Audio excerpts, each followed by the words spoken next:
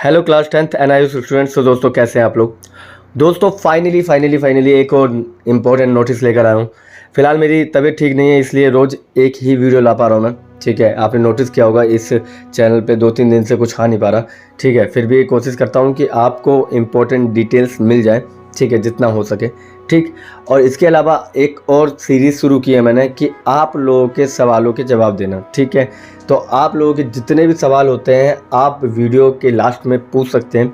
ठीक है, comment box में पूछ सकते हैं और उसके बाद मैं सारे कमेंट्स इकट्ठा करके उसके बाद आपके सारे आंसर एक एक करके लेकर आया करूँगा। ठीक है, समझ में आ गया। चलिए, सो ऐसे नहीं कि ऑन द स्पॉट आपको आंसर तो मिल ही जाएगा, उसके अलावा डीप में जब मैं आऊँगा ना तो मैं आपको वीडियो में समझा दिया करूँगा कि आपके आंसर्स क्या हैं, यानी आपके सवाल क्या हैं और उसका सॉल्यूशन क्या हो सकता है। ठीक है, चलिए, सो आज का जो इम्पोर्टेंट नोटिस है उसमें हम देखते हैं कि NIOS की 10th यानी 10वीं कक्षा उत्तीर्ण करने के लिए आपको कितने विषय में पास होना ज़रूरी है।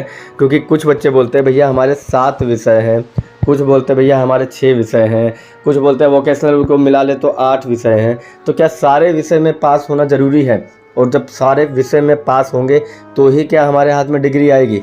नहीं। तो मैं आज उसी का जवाब देने के लिए आप लोगों के सामने आया हूँ। चलिए, सो देखिए क्या है हमारे सामने कि तो NIOS की 10वीं कक्षा उत्तीर्ण करने के लिए आपको कुल 5 विषयों को पास करना होता है। ठीक है, और इन्हें भी 2 श्रेणियों में बांटा गया है, यानी कि आपके पास जितने भी सब्जेक्ट है, 6 हैं, 7 है, 8 हैं, 12, 15, 17 जितने भी हैं आपको फिर भी 5 ही पास करने।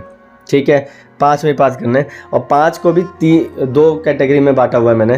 पहला तो है हमारे सामने कंपलसरी सब्जेक्ट और दूसरा है वैकल्पिक सब्जेक्ट। यानी कंपलसरी सब्जेक्ट और इलेक्टिव सब्जेक्ट की बात कर रहा हूँ।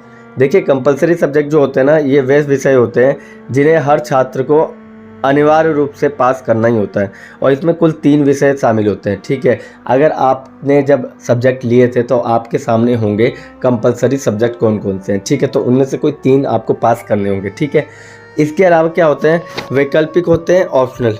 ठीक है, तो ऑप्शनल की जो पढ़ाई होती है ना, वो आप अपनी रुचि के हिसाब से 2 विषय चुनते हैं। ठीक है, और उसके बाद मैं आपको बताऊं कि जो अनिवार्य विषय होते हैं ना, उनमें कौन कौन से आते हैं, जो आपके पास है आप चेक कर लीजिएगा। ठीक है, तो अनिवार्य विषय में आते हैं हिंदी या इंग्लिश। ठीक है, यानी कि जब आप पास होंगे ना तो याद रखिएगा आपको एक लैंग्वेज में पास होना कंपलसरी है। ठीक है, अगर दोनों में होगा तो बात की बात है। ठीक है, मगर जब आपका रिज़ल्ट आएगा, अगर आपके रिज़ल्ट में अगर दोनों में से एक सब्जेक्ट में भी आप पास हो रहे हैं, यानी कि हिंदी में पास हो रहे हो और इंग्लिश में बैक लग गई है और आपके वोकेशनल में अच्छे मार्क्स है और आप पास हो रहे हैं, तो आपको इंग्लिश से फ़र्क नहीं पड़ेगा, आपको पास कर दिया जाएगा। समझ में आ गया मैं क्या कहना चाहता हूँ?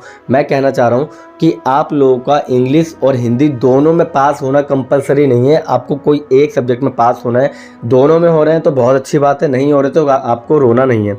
ठीक है, क्योंकि ये अनिवार्य विषय में से आता है। ठीक है, हिंदी या अंग्रेजी, इसके अलावा सामाजिक विज्ञान जिसमें इतिहास, राजनीति, भूगोल ये सब शामिल होते हैं। ठीक है, विज्ञान जिसमें भौतिक विज्ञान, रसायन विज्ञान, जीव विज्ञान ये सब शामिल होते हैं। ठीक है, तो ये अनिवार्य सब्जेक्ट होते हैं। ठीक है, कंपलसरी सब्जेक्ट होते हैं। इसके अलावा वैकल्पिक में जब हम बात करते हैं तो आपको कोई 2 लेने होते हैं और आपने 2 लिए हुए हैं, आई नो, जैसे कि मैथ हो गया, व्यावसायिक अध्ययन हो गया, यानी कॉमर्स का एक साइट होता है, कंप्यूटर विज्ञान हो गया।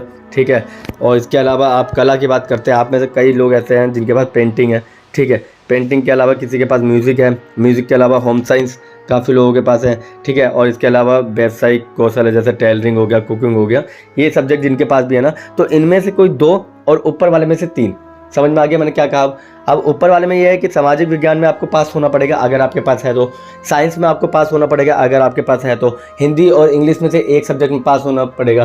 ठीक है, दोनों ही होंगे आपके पास। ठीक है, और वैकल्पिक विषय यानी इन दोनों में से, मतलब नीचे वाले में से गृह विज्ञान में पास हो रहे हैं और अगर पेंटिंग में नहीं हो रहे तो फ़र्क नहीं पड़ता, पेंटिंग में हो रहे तो गृह विज्ञान में हो रहे हो तो फ़र्क नहीं पड़ता। यानी अगर टोटल में बता दूँ आपको तो आपके 5 विषय में पास होना ज़रूरी है। इसमें आप कोई भी इंपॉर्टेंट अगर आपका सब्जेक्ट छूट रहा है ना उसको साइड कर दीजिए। 5 के अंदर क्या होगा, आपका वोकेशनल ऐड कर दिया जाएगा। ठीक है, फॉर एग्जांपल अगर आप साइंस में फेल हो रहे हैं और पेंटिंग और होम साइंस में अगर पास हो रहे हैं ना तो आपको पास ही बोला जाएगा। ठीक है, क्लियर, समझ में आ गया? कंपार्टमेंट का एग्जाम देने वो अलग बात है, वरना आप अपना एडमिशन लीजिए आगे और उसकी पढ़ाई अगर आगे की फर्दर कीजिए। आपके रिजल्ट में पास ही लिखा हुआ आएगा, फेल लिखा हुआ नहीं आएगा। समझ में आ गया। इस बार 10th के CBSE के काफ़ी स्टूडेंट्स ऐसे ही पास हुए हैं, उनके नीचे पास लिखा हुआ आया, बल्कि उनको D भी मिला है, E भी मिला है। तो वो बच्चे मेरे पास आके पूछ भी रहे थे, सर एक बार बताइए जब हमें D और E मिला है तो हम फेल क्यों नहीं हुए, यानी हमारी कंपेयरमेंट क्यों नहीं आई, हम पास क्यों हो गए। तो भाई उनका वही जवाब है कि आपका जो एडिशनल था ना, एडिशनल ने आपको बचा दिया। तो आपके पास जो एडिशनल यानी वैकल्पिक में ये है ना, ये वाले विषय जो है ना, ये वैकल्पिक विषय है, इसने आप लोगों को बचा लिया। क्लियर, समझ में आ गया। ये आपको इसीलिए दिया जाता है, ठीक है। इसके अलावा कुछ अतिरिक्त बिंदु की बात करूँ तो आप एक से अधिक भाषा यानी हिंदी और अंग्रेजी दोनों का भी चयन कर सकते हैं, लेकिन ये अनिवार्य नहीं है, ठीक है। अगर आप दोनों में पास हो रहे तो अच्छी बात है, मगर नहीं हो रहे तो कोई बात नहीं, ठीक है। विषयों का चयन करते समय यह सलाह दी जाती है कि आप अपने भविष्य की शिक्षा और करियर की योजनाओं को ध्यान में रखें, ठीक है। जब भी आप सब्जेक्ट लेते हैं आगे के लिए, चाहे आप 11th में जाएंगे तो आप एक नए सब्जेक्ट से रूबरू होंगे, तो उन सब्जेक्ट को आप अपने करियर के लिए लीजिएगा, ठीक है। तो आज का टॉपिक हमारा यही था कि क्या हमें सारे सब्जेक्ट में पास होना ज़रूरी है। नहीं, आप कोई भी 5 साइड कर दीजिए, अगर आप एक में फेल भी हो रहे हो ना तो भी आपको पास कर दिया जाएगा। इनफैक्ट आपके 6 मार्क्स भी आ रहे होंगे ना तो भी पास कर दिया जाएगा, ठीक है। इसके अलावा एक बोनस क्वेश्चन और लेकर आया हूँ जो आप लोगों का बहुत ज़्यादा होता है, और बोनस क्वेश्चन में ये है कि आप में से कई बच्चे बोलते हैं सर मेरे 100 में से 29 मार्क्स आए हैं, क्या मैं पास हो जाऊंगा। जी हाँ, पास हो जाएंगे। क्यों?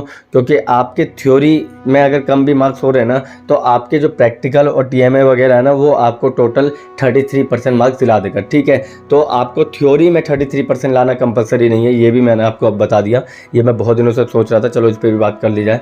तो आपको थ्योरी में ही 33% लाना कंपलसरी नहीं है।